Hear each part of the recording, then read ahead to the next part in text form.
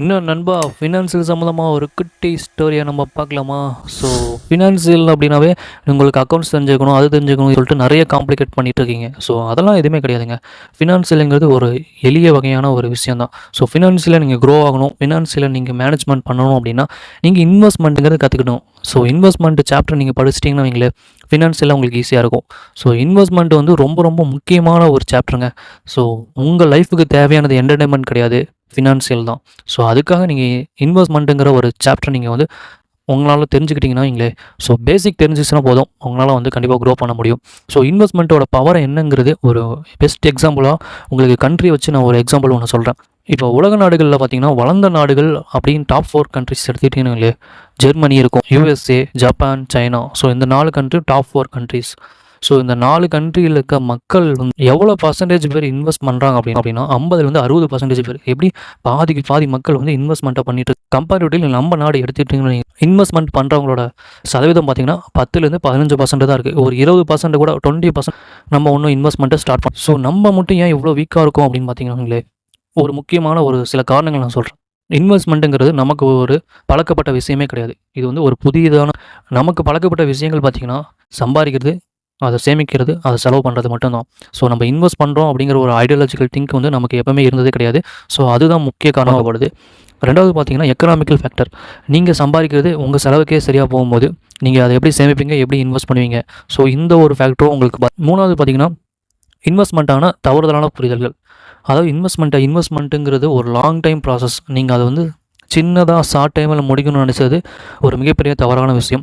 அது மட்டும் இல்லாமல் நீங்கள் கேம்லிங் பண்ணுறேன்னு சொல்லிட்டு இன்வெஸ்ட்மெண்ட்டை ஒரு கேம்லிங்காக நீங்கள் பார்த்து நீங்கள் ட்ரேட் பண்ணுறது. ஸோ சில விஷயங்களை நீங்கள் உங்கள் பணத்தை நீங்கள் இழந்துட்டு வந்துட்டு இன்வெஸ்ட்மெண்ட்டுங்கிறது செட் ஆகாது, இது வந்து ஒரு கேம்லிங் அப்படின்னு சொல்லிட்டு மற்றவங்களுக்கும் நீங்கள் தவறான வழிகாட்டியாக இருக்கிறதுனால இன்வெஸ்ட்மெண்ட் பண்ணுறவங்களும் தடுக்கப்படுறாங்க. ஸோ இதனால் வந்து அப்கமிங் நியூவர்ஸ் கூட நீங்கள் பண்ணுற தவறுதனால வந்து அவங்க வரதுக்கும் கிடையாது.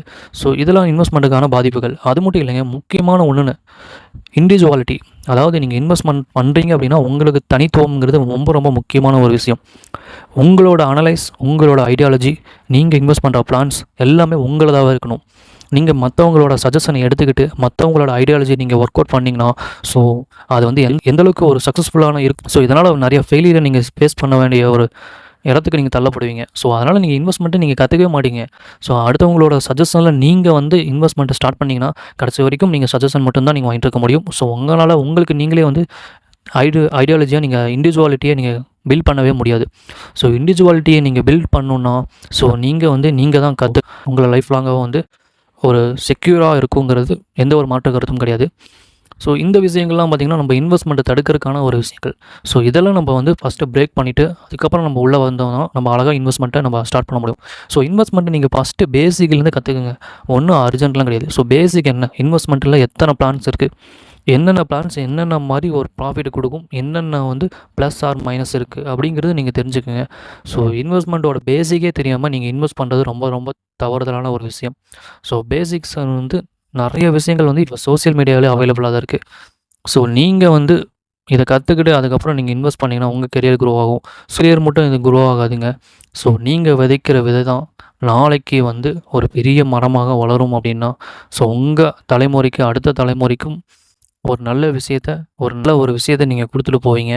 ஸோ இந்த இன்வெஸ்ட்மெண்ட்டு நீங்கள் கற்றுக்கிறது மட்டும் இல்லாமல் அடுத்த தலைமுறைக்கு சொல்லிக் கொடுத்துட்டு போனீங்கன்னா இன்னும் அவங்க ஒரு பெட்டரான ஒரு பொசிஷனில் இருந்து அவங்க வெளியே வருவாங்கங்கிறது மாற்ற கருத்தும் கிடையாது. ஸோ இன்வெஸ்ட்மெண்ட்டை பற்றி இந்த மாதிரி உங்களுக்கு புரிதல் இருந்துச்சுன்னா, இது உங்களுக்கு பிடிச்சிருந்துச்சுன்னா இந்த சேனல் நீங்கள் லைக் பண்ணுங்கள், ஷேர் பண்ணுங்கள், சப்ஸ்கிரைப் பண்ணுங்கள்.